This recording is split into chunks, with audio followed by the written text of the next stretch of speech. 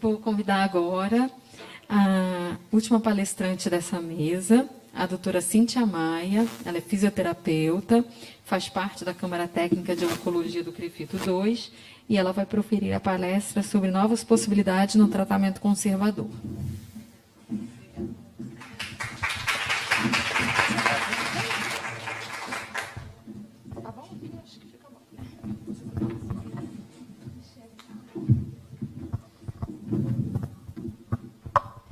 Gente, boa tarde. Meu nome é Cíntia, é um prazer estar aqui. E uma responsabilidade também, né? Porque falar para colegas é uma coisa. Falar assim para pacientes, né? Traz uma responsabilidade muito grande. Apesar da gente estar acostumada no consultório, mas ao vivo e a cores, assim. Mas vamos lá. Bom, eu vou falar um pouquinho sobre as novas possibilidades de tratamento.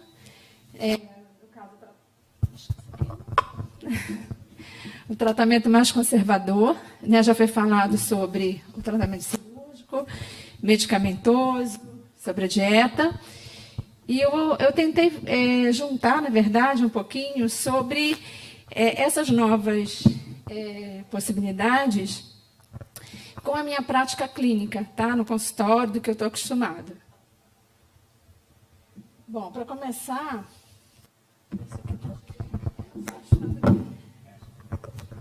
Vamos ver se aqui... Então, aí a gente usa... Quer dizer, a gente tem experiência e relato sobre a bomba pneumática. Muitos pacientes usam, tem bons resultados, eles gostam, tem uma boa adesão. Porém, a gente acredita que não seja uma modalidade de tratamento isolada. Ela precisa ser associada a alguma outra medida. Esse aqui está me deixando meio nervosa.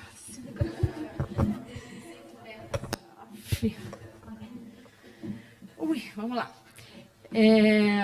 Então, ele é uma medida que tem que ser associada com outros recursos, tá? A gente tem que também ter cuidado com a bomba pneumática. Olha, gente. Isso a Globo não mostra, né? Vamos lá. Então, voltando, né?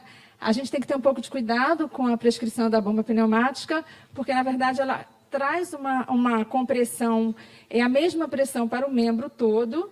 Então, você pode até ocasionar um pouco de edema em outras regiões, já que a gente sabe que o líquido vai de um lugar de maior pressão para um lugar de menor pressão, tá? E também a gente tem que ter um pouco de cuidado, porque a bomba pneumática, na verdade, ela vai ajudar na absorção do líquido. Então, o paciente ele tem aquela impressão, e realmente é visível que o membro fica mais murchinho, fica menor, porém, ele fica com muita fibrose. Porque a proteína ela fica retida, né, na pele, ela não a gente não consegue, dentro desse bombeamento não consegue absorver. Então, não deve ser utilizado como único recurso no tratamento do linfedema, e estudos são necessários ainda para avaliar a sua eficácia. Sobre a endermoterapia, na verdade, no consultório, apesar de ter o equipamento, né, a gente tem até um portátil, ele é um aparelho mecânico, que ele tem uma sucção, esse é o mecanismo dele, mas a gente tem que ter um pouco de cuidado por causa da pele, desculpa, por causa da pele, por causa da fragilidade capilar. Então, a gente utiliza mais em membros que têm um pouquinho mais de fibrose. Até o momento, não é possível, né, a gente avaliar a sua segurança e a eficácia com os estudos disponíveis. Bom, a terapia por ondas de choque, na verdade, ela é um aparelho mecânico que ele faz movimentos de pulso. E esses movimentos de pulso, eles ajudam também na área de fibrose, deixam um pouquinho mais o tecido mais maleável, só que nem todos os pacientes suportam.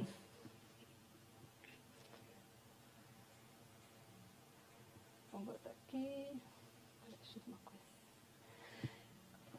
A terapia por onda de choque também pode ser uma alternativa, mas isso que eu falei para linfoedemas que tem uma fase de mais lipossubstituição, uma parte mais fibrótica, para a gente poder conseguir ter uma boa resposta.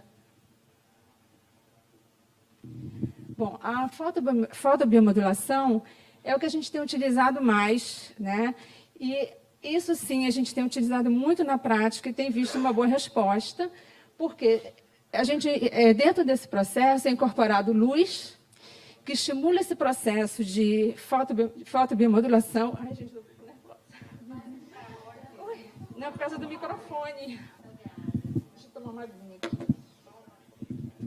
Peraí. A gente fala, mas assim, né? A máscara também.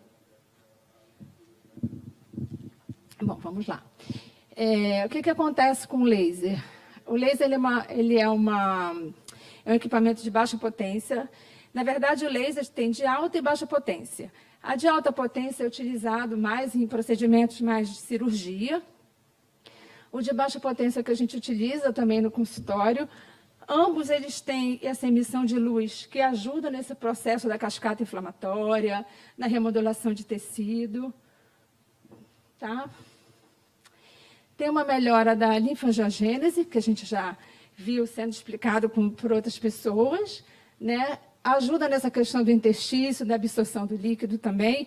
E importante, quando a gente usa o laser, por exemplo, em pacientes que têm até linforreia, já um quadro mais avançado, ou que eles têm úlceras, né? A gente consegue cicatrizar, ajudar nesse processo de cicatrização com laser, para poder dar continuidade no enfaixamento, no caso, né? Bom, a gente conclui que a fotobiomodulação, ela tem, sim, ajudado muito na redução do volume, mas ainda a gente não tem evidência suficiente que o laser ele é superior à terapia física complexa, tá? E também hoje a gente já consegue mostrar, através de muitos estudos, que o laser ele é seguro, principalmente no paciente oncológico.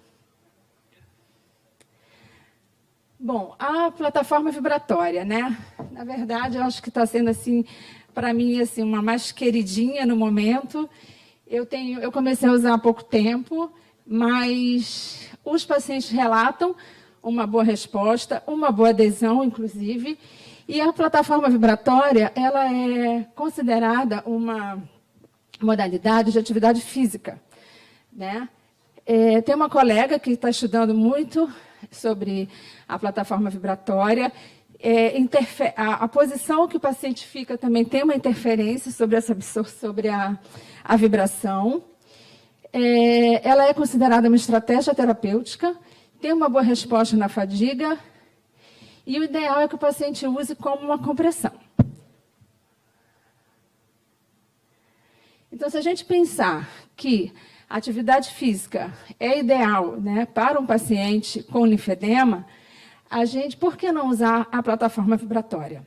Só que a gente vai seguir o mesmo mecanismo da fisiologia, então, que é a contração muscular, adequar também o membro a uma compressão, tá? Só que a plataforma ela também tem as contraindicações relativas e absolutas. Por exemplo, se a gente sabe também que 90% dos pacientes com linfedema são pacientes oncológicos, a gente precisa observar se esse paciente tem uma metástase óssea, se ele tolera, tá? E temos também as contraindicações de pacientes que têm, por exemplo, alguma alteração cardíaca, que eles têm um marca-passo. E existem outros recursos? Vamos ver. A hidroterapia também é considerada como um recurso, tá? Porque, assim, tem uma boa adesão também, porque o paciente, para fazer essa atividade, ele não precisa ter compressão, tá? Ajuda, inclusive, na adesão ao tratamento, porque ele se sente mais relaxado, ele tem mais facilidade para se locomover, né, dentro da água, para poder fazer atividade, tem mais mobilidade também.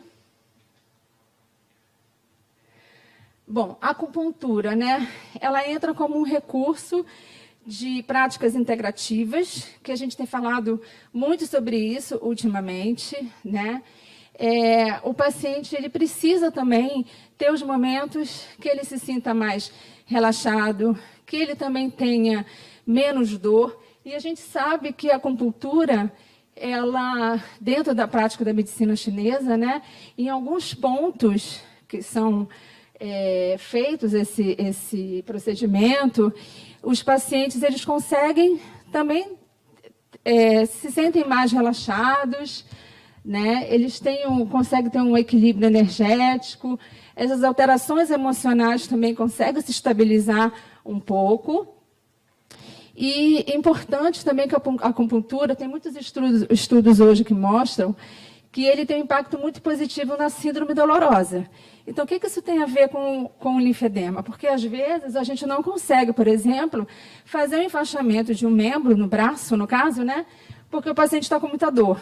Então, a gente precisa também tirar um pouquinho desse sintoma. Bom, drenagem linfática manual, a Anke já falou hoje bastante, né, sobre a drenagem. A drenagem, ela realmente não trata o linfedema, né, mas alivia o peso do membro, tem uma maior adesão ao tratamento, o paciente se sente muito acolhido quando ele faz uma drenagem linfática, e, na verdade, não tem nada que impeça que a gente faça uma drenagem linfática. Eu sei que, às vezes, existe um certo preconceito, né, até dos próprios terapeutas, vou fazer drenagem linfática. Eu acho que a gente precisa sempre ouvir o paciente, a necessidade dele, se ele quer fazer a drenagem linfática, por que não fazer, né? Aqui já falei um pouquinho, né, sobre essa questão da drenagem linfática. Realmente, ela é uma decisão que precisa ser tomada com o paciente, porque a drenagem linfática é o que encarece mesmo o tratamento. O taping, né? A gente tem hoje o taping linfático, que pode ser também utilizado de forma linfática ou de forma compressiva. Ela é considerada uma técnica complementar ao enfaixamento, porque, às vezes, o paciente ele não quer enfaixar o braço. Ele quer, por exemplo, hoje eu estou cansado de enfaixar o braço. Não quero enfaixar. Por que não a gente fazer um taping compressivo, né? Que a gente também consegue uma redução do membro, o paciente também fica satisfeito, uns gostam, acham bonito, gostam de combinação de cores, por exemplo. Só que a gente também tem que ter cuidado, porque o uso do taping de forma contínua, ele também, às vezes, pode trazer lesões na pele, tá? Bolhas, alguma coisa assim. Ele é bem tolerado, seguro, mas ele não altera o volume do membro, tá, gente? Bom, e aí, se não houver evidência científica, podemos ou não utilizar os recursos na prática clínica?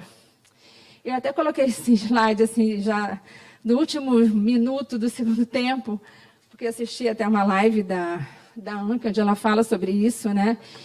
E aí eu achei muito importante a gente trazer essa questão. Por quê? O paciente ele é único, né? Ele é o protagonista da história dele, só ele sabe o que ele passa. Então, se eu disser para ele que ele tem que fazer enfaixamento compressivo, ele vai fazer enfaixamento compressivo. Só que se ele não puder, se ele não quiser, se ele não tiver afim, o que a gente vai fazer, né? Então, a gente também tem que mostrar para ele outras alternativas, desde que elas sejam seguras, né? Que isso não vai trazer malefícios para ele. Então, é basicamente isso, né? Que as técnicas sejam seguras para o paciente. A gente tem que sempre pensar nisso, né? Trazer todas as opções que a gente conhece. Hoje existem outras, por exemplo, de enfaixamento, tem as autovestimentas, tem umas que estão sendo comercializadas também, onde o paciente consegue fazer ele próprio esse autoenfaixamento com cores, por exemplo, e o cuidado que, como já se falaram aqui, como a gente já falou o dia todo, né, que realmente só o que vai diminuir esse volume do membro, o que vai tratar o linfedema é a terapia física complexa. Tá bom? Deixa eu ver se falta mais alguma coisa. Aí eu trouxe essa fotinha aí dessa paciente que eu gosto muito, porque ela é uma senhora de 90 anos que descobriu, um ano atrás, um linfedema primário, tá? E ela adora fazer tricô, bordar, e o braço dela estava muito grande. Então, ela não estava mais conseguindo nem pegar na agulha para fazer. Então, hoje ela continua fazendo esse hobby para ela, que é muito importante, né? Com o braço enfaixado, tá? Gente, vocês desculpem aí qualquer coisa. E eu queria agradecer muito todo mundo, né? Principalmente os pacientes e familiares pela oportunidade, porque a gente no consultório, a gente sabe, a gente vive com isso tudo com eles. Às vezes a gente quer ajudar e a gente não sabe como, a verdade é essa, né? Porque é muito legal a gente falar sobre tudo que existe e às vezes na prática aquilo não funciona. Então, a gente se sente um pouco frustrado, na verdade, né? E a gente conversa com um colega, conversa com o outro. Então, acho que é muito importante a gente estar sempre mesmo estudando e vendo o que é melhor para o paciente. E agradecer a Anki também pela ajuda de algum material. E é isso. Obrigada. Eu fico aqui?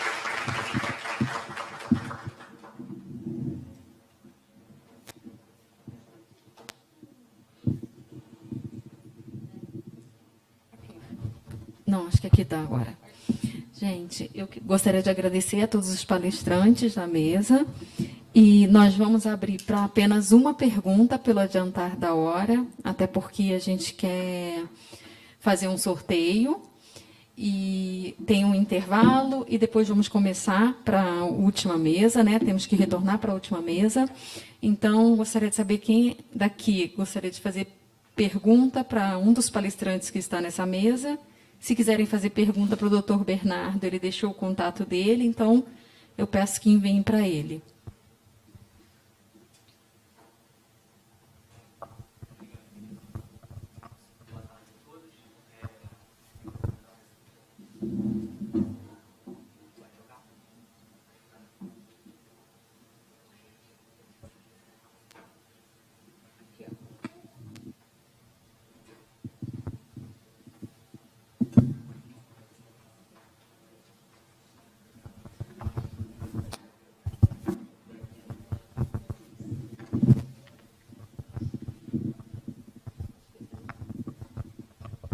Querido. Boa tarde. A minha pergunta ela é direcionada ao diretor da Selecta. Boa tarde. Meu nome é Bruno, tudo bom?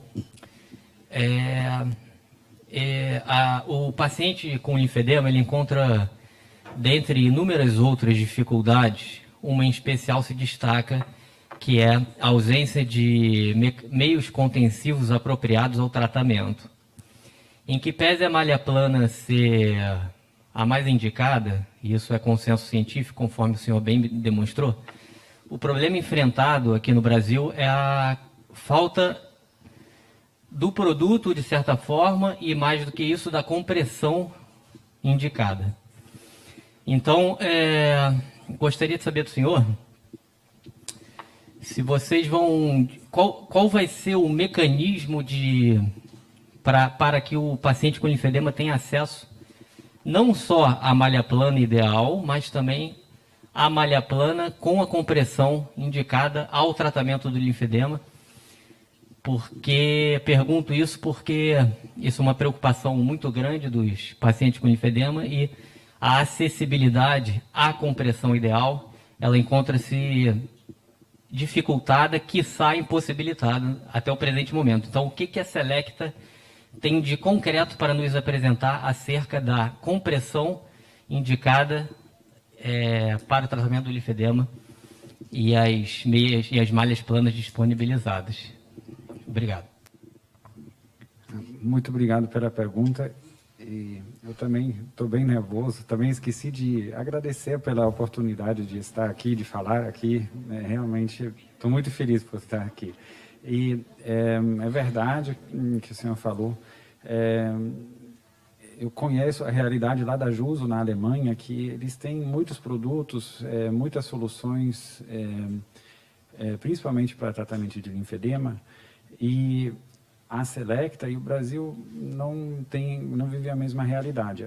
E hoje, infelizmente, na Selecta a gente tem uma gama de produtos muito limitados ainda. Eu mostrei a Selecta Expert, que a gente trouxe lá da Alemanha, mas por enquanto é só a D3/4 até o joelho, só na compressão 30-40, que eu acho que é o menor problema, porque de repente dá para trabalhar com superposição, se precisar realmente uma compressão maior.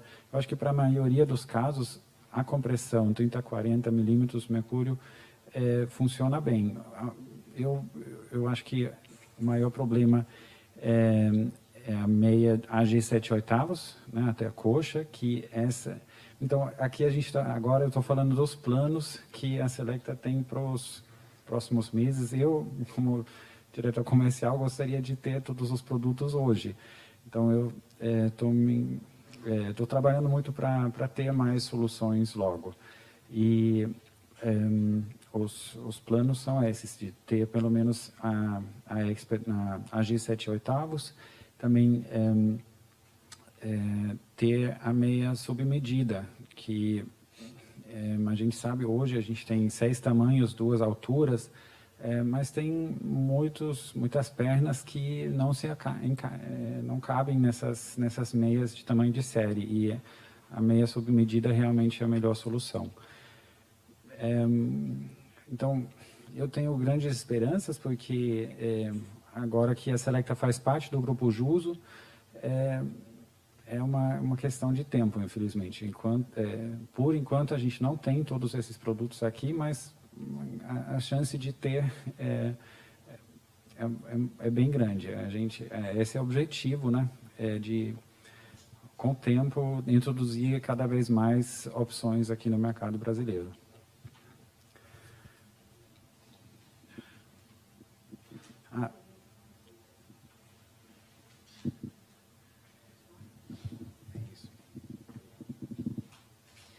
Obrigada, doutor Felipe. Vamos continuar, então. Vou aproveitar para fazer o sorteio agora.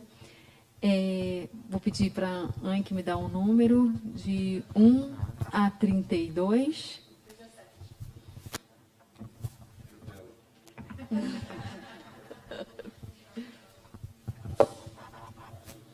Rejane.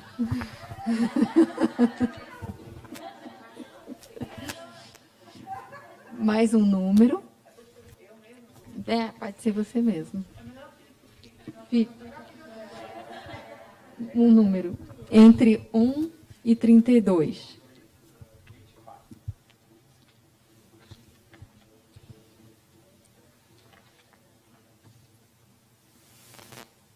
Bianca Monteiro de Andrade.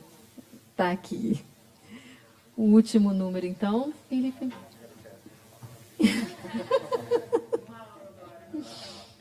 Cíntia, fala um número, por favor. 2. Ana Trindade. Um brinde. O brinde fica aqui com o Dr. Felipe, ele vai explicar direitinho como é que vocês podem receber esse brinde. A ideia é sortear ou braçadeira ou meia, e a gente, conforme a necessidade, né? Então, pode ser uma meia da Selecta Expert, aquela de malha plana que eu apresentei, ou uma braçadeira da linha Dynamic. Aí a gente tem que ver as medidas, né, para fazer bom uso. Então, depois vocês combinem direitinho com a Selecta ali fora, ou então enviem por e-mail para o Felipe para vocês receberem, tá? Então, agradeço a todos. Voltaremos em 10 minutos para a próxima mesa. Obrigada.